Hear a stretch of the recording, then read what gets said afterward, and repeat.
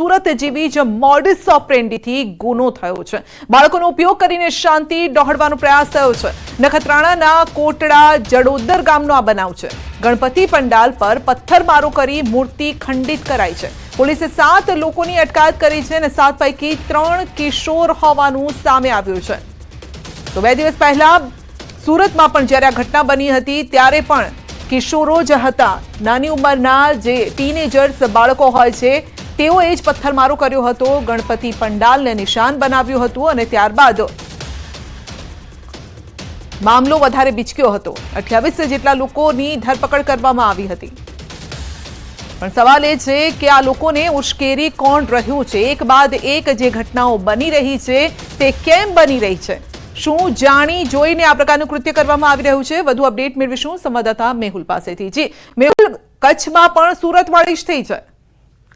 જી ચોક્કસથી વાત કરી તો નખત્રાણા તાલુકાના કોટડા જરોદર ગામે ગણપતિના પંડાલ પર પથ્થરમારો કરવામાં આવ્યો હતો। પથ્થરમારો કરી ગણપતિની મૂર્તિ છે તેને ખંડિત કરવામાં આવી હતી। સ્થાનિક પૂજારી અને ગ્રામજનો હતા તેઓએ છે તે પોલીસને જાણ કરતા પોલીસે કાર્યવાહી હાથ ધરી હતી અને 7 જેટલા લોકો છે તેઓની અટકાયત કરી હતી, જેમાંથી 3 જેટલા સગીર હોવાનું સામે આવ્યું છે અને હાલ પોલીસ દ્વારા વધુ તપાસ કરવામાં આવી રહી છે।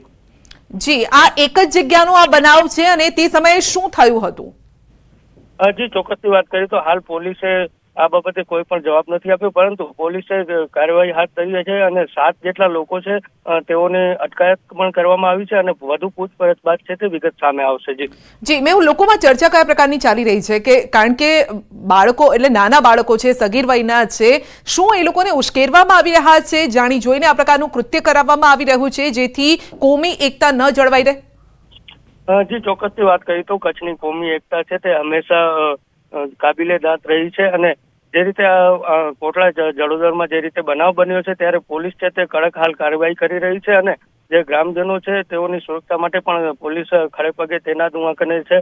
પરંતુ જે રીતે ઘટના બની છે સમગ્ર અને ત્યારે જે પૂછપરછ કરવામાં આવી રહી છે અને ત્યારબાદ જ છે તે હકીકત છે તે સામે આવશે। જી મેહુલ, આપનો આભાર।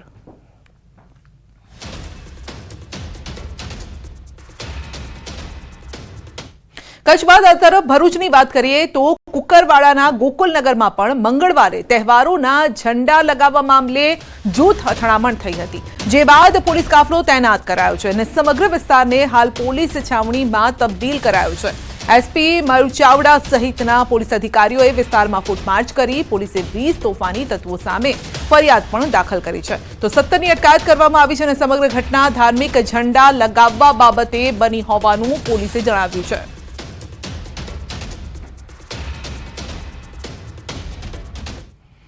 ગઈકાલે ભરૂચના બી ડિવિઝન પોલીસ સ્ટેશન વિસ્તારની અંદર 2 કોમના ટોળા સામે આવી ગયા હતા ઝંડા લગાડવા બાબતે। તે બાબતે વધારે ઉશ્કેરણી થતાં થોડો ઉગ્ર માહોલ થયો હતો। પોલીસને ખબર પડતા તાત્કાલિક પોલીસ અહીંયા પહોંચી ગઈ હતી અને સિચ્યુએશનને કંટ્રોલમાં કરી હતી। ત્યારબાદ અમારી સમક્ષ જે રજૂઆતો આવી છે જેના આધારે અમે સીસીટીવીના કેમેરાઝના ફૂટેજ જોયા છે, તેના આધારે અમે ગુનો દાખલ કર્યો છે જેમાં 20 લોકોના નામ લખ્યા છે। Circuit house, station road, depot સહિત અનેક વિસ્તારોમાં વરસાદ શરૂ થયો છે। નવસારી શહેરની સાથે ગ્રામ્ય વિસ્તારોમાં પણ વરસાદી માહોલ જામ્યો છે।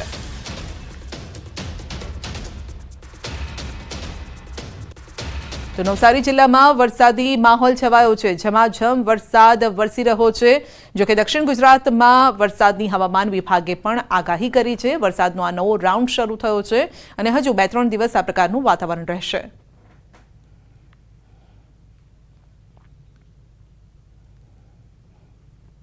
છોટાઉદેપુર જિલ્લાના નસવાડીના રાનેડાના ગ્રામજનો અને વિદ્યાર્થીઓ મુશ્કેલીમાં મુકાયા છે। 400 લોકોની વસ્તી ધરાવતા રાનેડા ગામના મુખ્ય રસ્તા પર પાણી ભરાયા છે અને તેથી ગ્રામજનો ડુંગર ચઢીને જીવના જોખમે પસાર થવા મજબૂર બન્યા છે। શાળાએ ગયેલા બાળકો પાણીના કારણે ઘરે પરત ન ફરી શકતા ગ્રામજનોએ ડુંગર પર ચઢી બાળકોને બચાવી અને સહી સલામત ઘરે પહોંચાડ્યા। સ્થાનિક લોકોએ ગામને જોડતા મુખ્ય રસ્તા પર ઊંચો સ્લેબ ડ્રેન બનાવવાની માંગ કરી છે અને તંત્રના પાપે સ્થાનિકો 3 કિલોમીટર સુધીના ડુંગરના રસ્તેથી જવા મજબૂર બન્યા છે।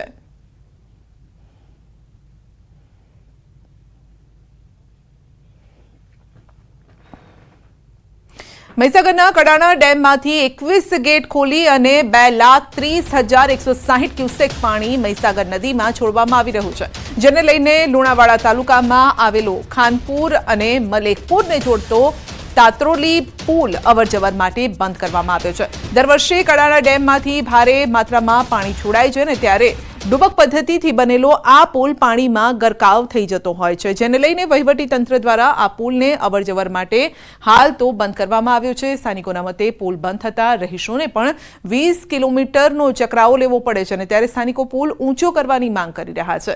પુલ પરથી પાણી પસાર થવાના કારણે પુલના આગળના ભાગમાં 10 ફૂટથી વધુ ગાબડું પણ પડ્યું છે, જેને લઈને પુલ પર અવરજવર શક્ય નથી. પોલીસ દ્વારા ચુસ્ત બંદોબસ્ત રાખી બેરિકેડ્સ મૂકવામાં આવ્યા છે અને રસ્તો બંધ કરાયો છે.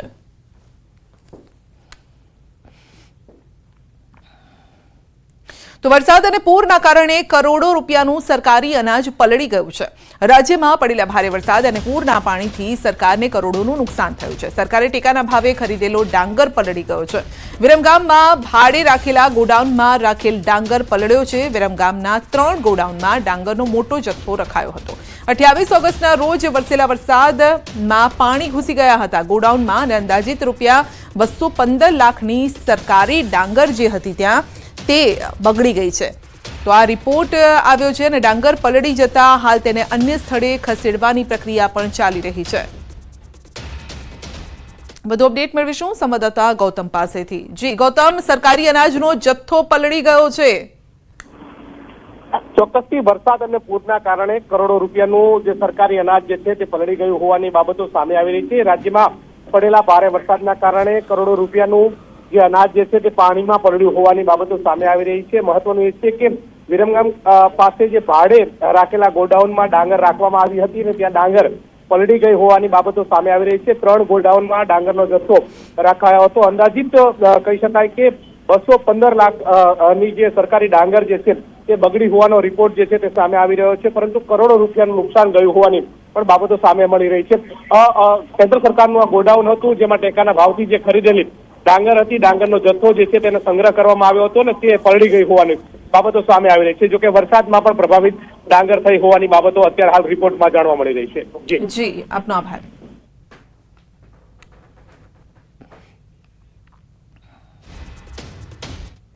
પાલનપુરમાં બ્રિજની કામગીરીમાં ગંભીર બેદરકારી જોવા મળી છે. જીવના જોખમે બ્રિજની કામગીરી, સેફટી વગર જ કામ કરતા લોકો દેખાયા છે. લોકાર્પણ પહેલા બ્રિજની કામગીરીમાં ગંભીર બેદરકારી દાખવવામાં આવી છે. 17 મીટરની ઊંચાઈ પરથી સેફટી વગર કામગીરી કરાય છે. તો આવતીકાલે બ્રિજનું લોકાર્પણ થાય તે પહેલા જ સામે આવી છે ગંભીર બેદરકારી. 11 માસ પૂર્વે પણ આવી જ બેદરકારીના પગલે ગડરો ધરાશાયી થતા 2 યુવકોના મોત નીપજ્યા હતા.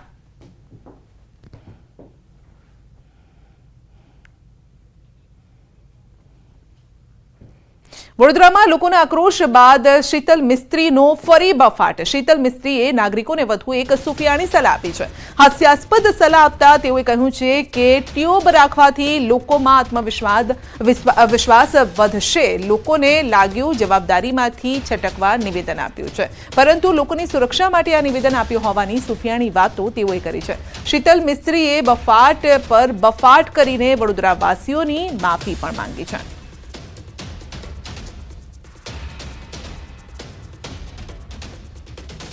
જે લોકોમાં બીકનો માહોલ છે તો એક ઘરમાં ટ્યુબ રાખવાથી તમારો વિશ્વાસ વધે એ આશયથી આ સ્ટેટમેન્ટ આપ્યું હતું. એક ડૉક્ટર તરીકે મેં સ્ટેટમેન્ટ આપ્યું હતું કે હંમેશા માનવ જીવન બચે એ દિશામાં પ્રયત્ન કરતો રહ્યો છું. પરંતુ ચેરમેન તરીકે લોકોને લાગ્યું કે પોતાની જવાબદારીમાંથી છટકવા માટે આવું નિવેદન આપ્યું.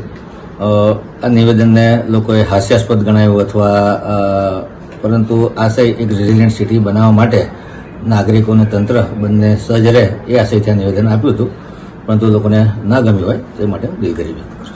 તો મહત્વનું છે કે વડોદરા પાલિકાના સ્ટેન્ડિંગ કમિટી ચેરમેનના નિવેદન બાદ શહેરમાં આક્રોશ ભભૂકી ઉઠ્યો છે. સામાજિક કાર્યકરો ટ્યુબ અને દોરડા લઈ કોર્પોરેશન પહોંચ્યા હતા.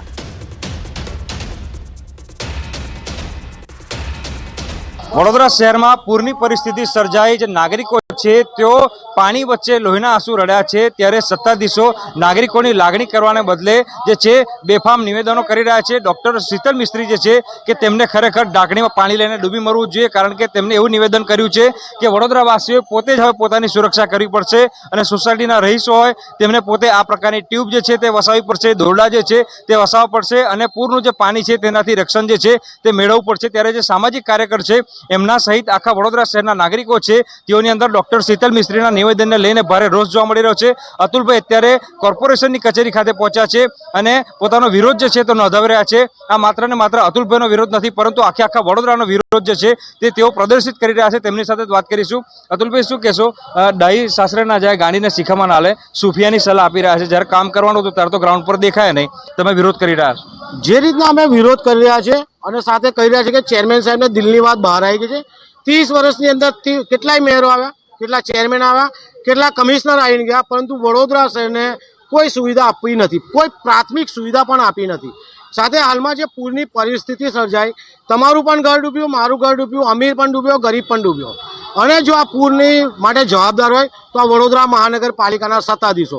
આ લોકોના કારણે વિશ્વામિત્રી નદીની અંદર અનેક પ્રકારના પુરાણ થયા, દબાણ થયા, ગેબ્રિજના થયા, અનેક બાંધકામો થયા. અગોરા મોલ લઈ લો, સાથે સયાજી હોટલ લઈ લો, નગરસેવકોના બંગલા લઈ લો, તમામ જાતના દબાણ કરવામાં આવે. એ દબાણ દૂર કર્યા નહીં, પરંતુ ભ્રષ્ટાચાર કર્યો. રાજ્ય સરકારના નાણાં આવ્યા, કેન્દ્ર સરકારના નાણાં આવ્યા, વડોદરા મહાનગરમાં જનતાએ વેરો ભર્યો, ફક્ત આ લોકો ભ્રષ્ટાચાર આચર્યો. અને હવે સુપ્રિયાની સલાહ જ્યારે આપવા નીકળ્યા છે ત્યારે અમે ચેતવી દઈએ છીએ કે આગામી વડોદરા મહાનગરની જ્યારે ચૂંટણીઓ છે ત્યારે જનતા જાગી ગઈ છે અને હવે તમારો ભાગવાનો સમય આવ્યો છે. વડોદરામાં પૂરની સમસ્યા સામે કોંગ્રેસની માંગ છે. કોંગ્રેસ નેતા અમિત ચાવડાએ સીએમને પત્ર લખ્યો છે. વડોદરા શહેરમાં પૂરના પાણીથી તબાહી સર્જાઈ છે. ચાલુ વર્ષે પણ 13 લોકોએ જીવ ગુમાવ્યા છે. મોટા પ્રમાણમાં માલ મિલકતને નુકસાન થયું છે. ચાવડાએ પત્રમાં ટાંક્યું છે કે વડોદરાની આ તબાહી માટે નદી કિનારાના ગેરકાયદેસર બાંધકામો, ગ્રીન ઝોનમાં ફેરફાર કરી થયેલા બાંધકામો અને કાંસ તળાવો ઉપર દબાણ જવાબદાર છે. નદી કિનારે અને કાંસ પાણીના નિકાલની જગ્યાએ કેટલાક નેતાઓના ગેરકાયદેસર બાંધકામોના કારણે વડોદરામાં આ પરિસ્થિતિ ઊભી થઈ છે તેવો આક્ષેપ કર્યો છે. સાથે જ તાત્કાલિક આ તમામ ગેરકાયદેસર બાંધકામ 30 દિવસમાં દૂર કરવામાં આવે તેવી માંગ કરી છે.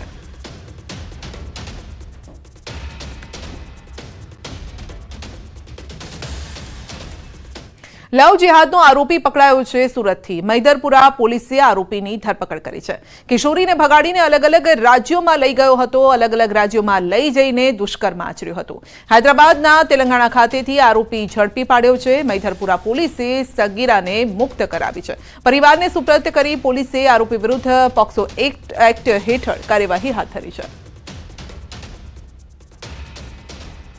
સુરતમાં ફરી એક વખત લવ જિહાદનો મામલો સામે આવ્યો છે. સુરતના મેદરપુરા વિસ્તારમાં રહેતા મૂળ નેપાળની ખુશી નામની 13 વર્ષની કિશોરીને મેદરપુરા વિસ્તારમાં જ રહેતો મોહમ્મદ નૂર બાનુ અબજદ સૈયદ નામનો યુવક 14 ઓગસ્ટે ભગાડીને લઈ ગયો હતો. જોકે કિશોરીને ભગાડ્યા બાદ આ કિશોરીને અલગ અલગ રાજ્યોમાં ફેરવી હતી. જોકે પરિવારે આ કિશોરીના પરિવાર દ્વારા પોલીસ મથકમાં ફરિયાદ કરવામાં આવી હતી, જેના આધારે પોલીસે આરોપી અને યુવતીને હૈદરાબાદ અને તેલંગાણા ખાતેથી ઝડપી પાડવામાં સફળતા મેળવી છે. જોકે ઝડપાયા બાદ આ બંનેની પૂછપરછ કરતા જે આરોપી છે તે મુસ્લિમ હતો અને તેને આ કિશોરીને પોતાના પ્રેમજાળમાં ફસાવી લગ્નની લાલચ આપીને ભગાવી ગયા હોવાની વિગતો સામે આવતા પોલીસે હવે આ મામલે બળાત્કાર અને પોક્સો એક્ટ હેઠળનો ગુનો દાખલ કરી વધુ તપાસ શરૂ કરી છે. કેમેરામેન ભરત બ્રહ્મભટ્ટ સાથે કિર્તેશ પટેલ, ન્યૂઝ 18 ગુજરાતી, સુરત.